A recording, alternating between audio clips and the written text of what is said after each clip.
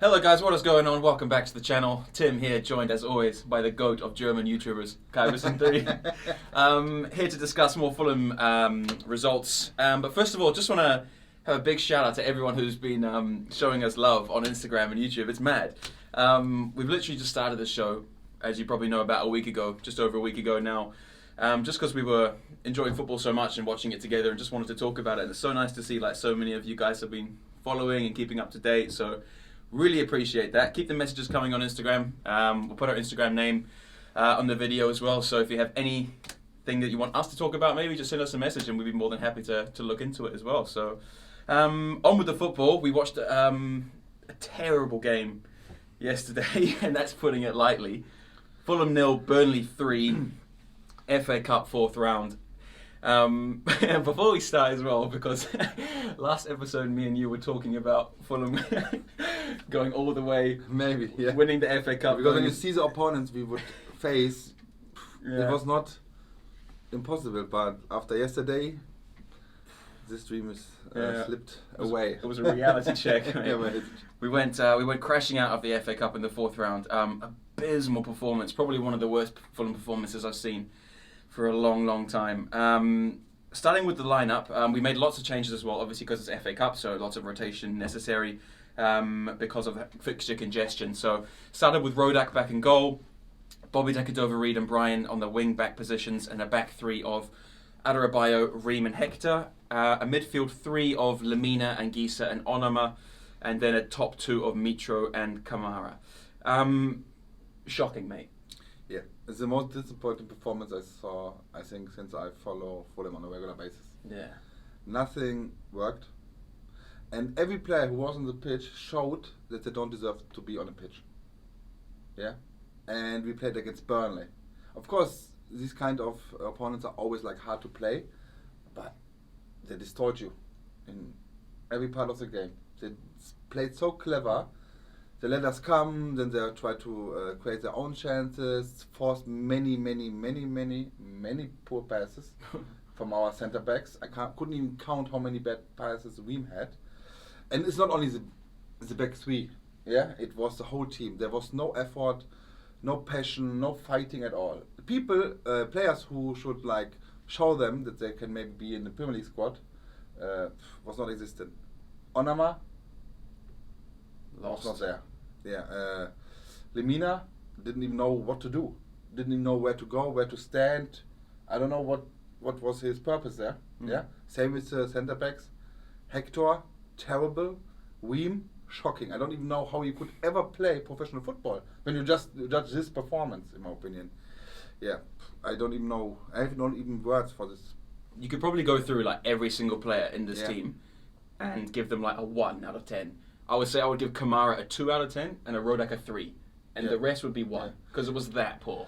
I know maybe it's a little bit too much to say it, but there was one good thing what I saw. It was the youngster, Cavallo, when he's coming in. Of course, he had no chance at all, but you could see his passion. He tried. He lost balls as well, yes, but you could see he wanted to do something, but of course he can't do anything without like the rest of the team. Yeah, I felt sorry for him, man. Yeah, definitely. It's like it's very hard to come in a game like this. Same with Loftus-Cheek.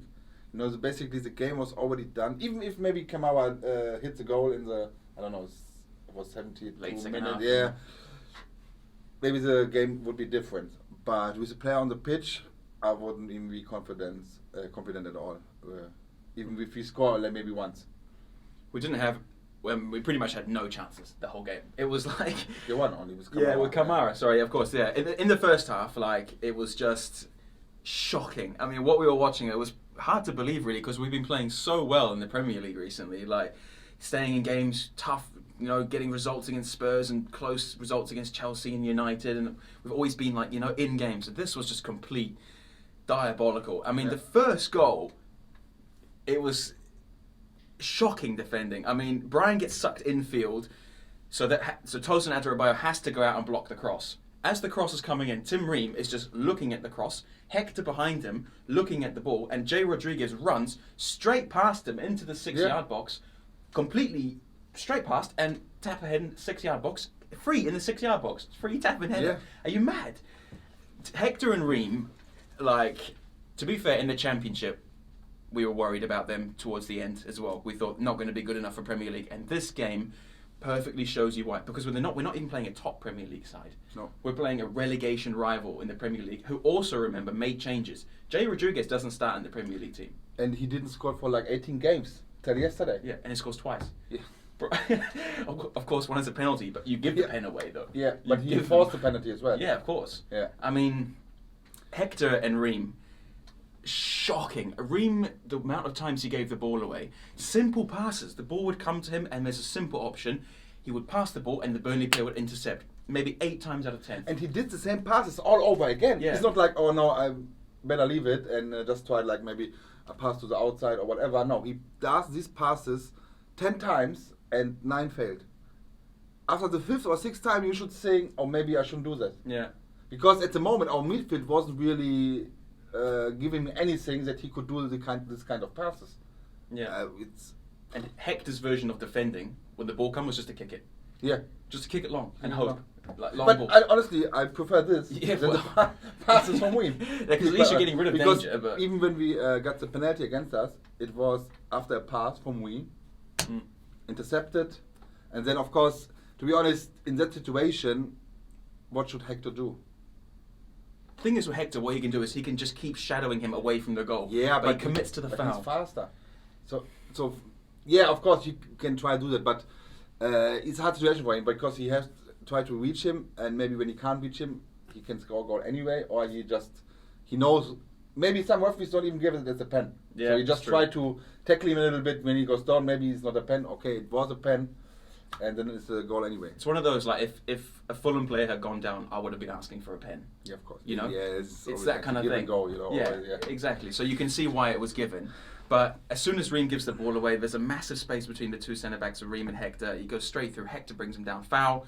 Rodriguez scores his second goal in a game after he hasn't scored for 18 in a row.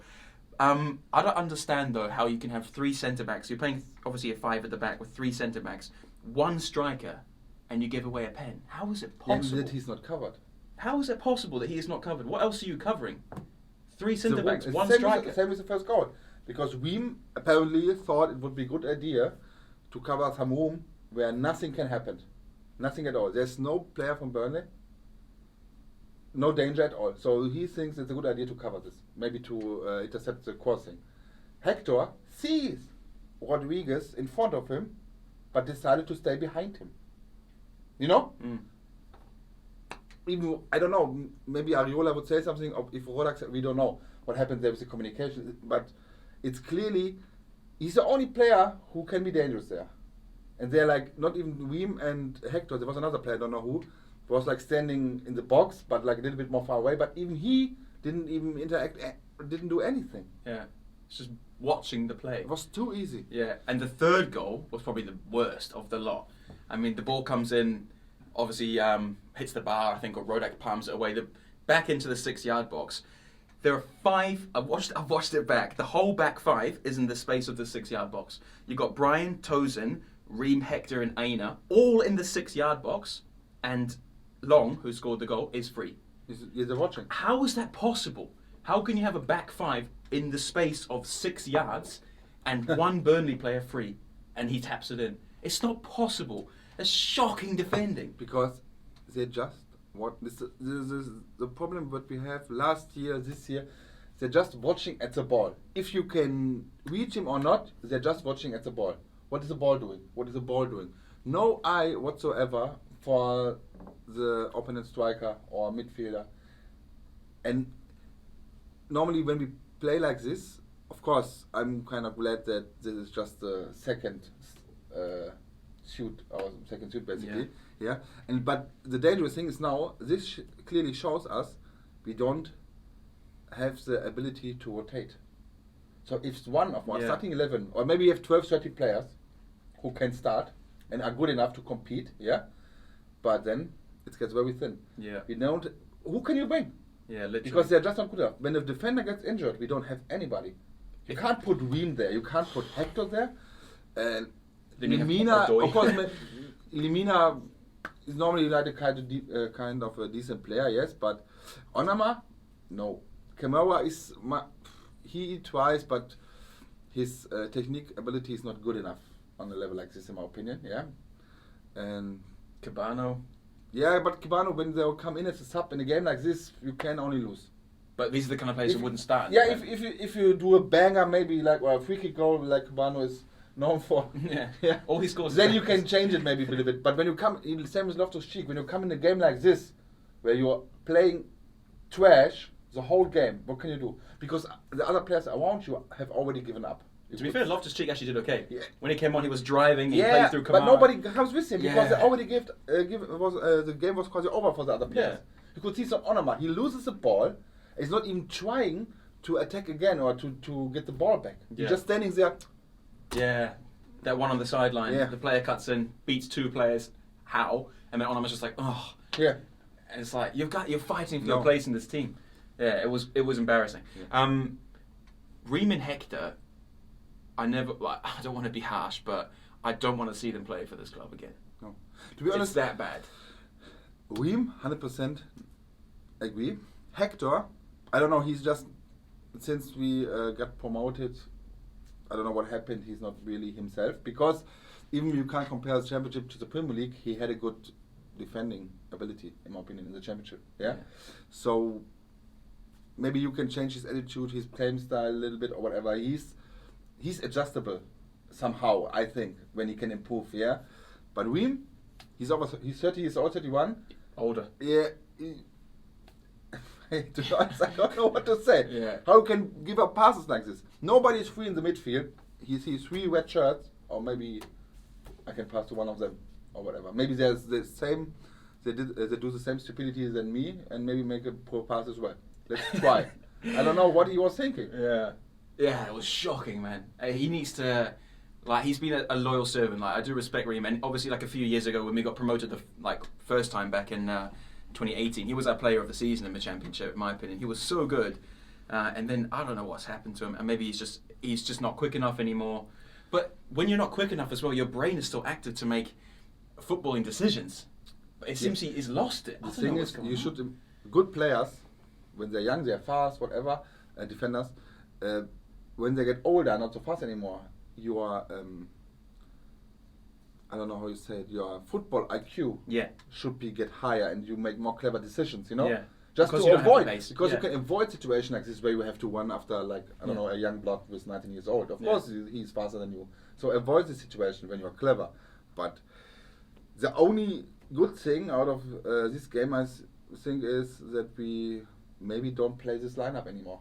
This is the positive thing out of it. The weird thing is as well, before the game, I text you and I was like, this is a quality team. In my opinion, you've got Mitrovic, Anguissa, Lemina, Onama. These are good. Bobby Decadoveri, top scorer. This is a team which will go and beat Burnley. And it's just embarrassing. I got another statement on Mitrovic because I know a lot of people are complaining about him. Yeah. Rightfully so, from time to time. Even yesterday, he was no impact at all. But to be honest, he's a striker, a box striker. Would be normally good against Burnley, but he relied on the support from his team. There was no dangerous crossing, no good passes in the box whatsoever. Yeah. So of course he looks bad then because he barely touches the ball, have no shot. But where should the ball come from? Yeah. And then people are saying, why is he so deep? Why is he at the wing? Yeah, because you can't play after 70 minutes when you don't get any ball. Yeah, from your teammates. So what you do? Stand there and wait, continue waiting, or just try to maybe do something else on a different position. Yeah, I get it's not the right decision, maybe, but I think we rely too much on the supporting cast from Mitrovic. Yeah, you could see in the game he was dropping back a lot, just to try to get the ball. And then when we were eventually getting forward, he wasn't in the box. Yeah, it's true. It was too frustrating. But I get it because he was annoyed because he never get the ball. You know what I mean? As a football player, it's frustrating when you don't have the ball. Because he gets blamed for it because he don't shoot goals. It's a striker. You know? Yeah. If you don't shoot goals, you're not good enough. Yeah. But there was no fight, no passion from his team. It was just... And it's such a shame because I really wanted to do well in this FA Cup because next round, as you know, was Bournemouth or Crawley at home at the Cottage. I mean, if you win that, you go to the quarter-final. And who knows what can happen in the FA Cup. So it was a realistic chance for us to do something unbelievable this season. And threw it away. A couple of points I want to bring up as well. Anguissa started. Obviously, the team didn't play well, so he didn't look that good. Why? I want to ask, should he have started? I mean, if you're going to rotate this much in the FA Cup, still a strong team, you want to keep a player like Anguissa, who's probably been our best player this season, fresh for the Premier League game coming Wednesday, and then another game again, crucial games, Brighton, West Brom. Would you start him or? Yeah, I get the idea of it, because when you change so much, especially in the back, yeah, your defenders, you need some midfield presence. It didn't work out, yeah, but you need some presence in the midfield to protect maybe the players who are not usually playing, to have some consistency in your game with Anguissa, you know. Because when you put another player in as well who never played, then it will be even maybe more a mess. So we have one consistent player in the midfield who is terrific this season for us till now. And yeah, just to avoid situation what happened this game a lot, yeah, but just didn't work out. Yeah, and I think Scott Parker is a coach who talks a lot to his players. I mean, Anguissa say I prefer to play and I'm fit and I can go for it. He should listen to the players as well, you know? Yeah. Even if you want to avoid maybe some injuries or whatever, but when the player says, let me play, I want to play, it's a good sign, to be honest. From Anguissa that he wants to play, that he wants to perform in the FA Cup. Yeah. Like I said, it didn't work out yesterday, but in general, I get the decision, to be honest. Yeah. A stat from that, the loss to Burnley means that Fulham have gone now 7 home matches without a win for the first time since 1995. Mad. It's mad, but right now, of course, even when you play at home, it feels not like playing home because you have no fan support. If you play like on a pitch in the cottage or a pitch somewhere else, for some people makes a difference, of course, because it's more like home, yes, but you don't have like the atmosphere to push you maybe to a win or to a goal or whatever, you know, you don't have that. So I wouldn't read too much into that. Yeah. But to be fair, if there were fans of that game last night, they would have maybe been they wouldn't have played like this. Yeah, well, true. I mean, it could have been different. Yeah. But anyway, out of the FA Cup, on to the Premier League. We've got Brighton away midweek, Wednesday 7:30. Mate, this could be, I would say, probably the biggest game of the season so far. Crucial game. Crucial. Most important thing, it's just one thing you need to follow. Don't play like yesterday. Can't get any worse, mate. Yeah, if you play slightly different, it only can be better than yesterday. Yeah. Yeah. You have to. Of course, I'm glad that our starting centre backs are back. Yeah. Our offensive line, Caballero's playing. Maybe Loftus-Cheek, Anguissa in the midfield. You know, can have an impact. You need to attack. You need to be aggressive. You need to put Brighton under pressure. You know, put them under pressure. Then they make mistakes. You can make an early goal, and go home with a win. Yeah. Brighton are very similar to us. And that they play like a nice, expansive passing style of football. But the difference is they have a goal scorer as well, Neil Maupay. He scores goals in this division, whereas we don't have that. So our striker Cavallero has got 2. Bobby Ree has 6, of course, but 2 goals for our starting striker. His role he's playing is not a pure striker, so he makes a lot of ways around the pitch as well. You know what I mean? And I think maybe Parker should even like try maybe 2. Like yesterday, he started with basically 2 strikers with Kamara, but Kamara was more deep. But against Brighton, why not starting with Mitrovic and Caballero in the front? You know, just to keep them busy.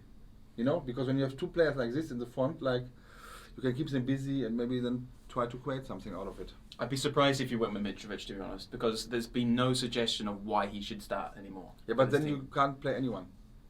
Just except Cavallero a few again. players. 5. You know what I mean? Yeah. 5-4-1 again. But it works for us recently, the formation and the way we're playing. Yeah, of course, you need to trust the process, like we always say, But in my opinion, maybe to surprise them a little bit, to put them under pressure defensively, When you just have Mito there or just Caballero, it's like too one-dimensional. You know what I mean? So just maybe put like some extra spice in it, you know, because Caballero and Mitrovic can even play good together, I think. Yeah. When you have Loftus-Cheek and Anguissa, then you have Bobby Reed maybe on the side or Wine over the left side. And maybe Kibano is like worst starting spot as well, because when he came in, he always tried something. Lookman is back. Yeah. When you have Lookman on the side, he can give crosses to Caballero and Mitrovic. It's always a danger. And then you have 2 people in there, because you're always complaining there are not enough people in the box. Of course, normally you should say, okay, Mitrovic is enough or Caballero, but the people are not coming so far up front, so why not? In my opinion, it's worth a try. Prediction? To put them under pressure. Predict. I'm always very positive. As you know, Casadamos predictions are always very Accurate. on point. Yeah, I think you predicted Fulham 3, Burnley 0 a couple of days ago. Yeah, That maybe I was- just switched the. You know what I mean? Can happen.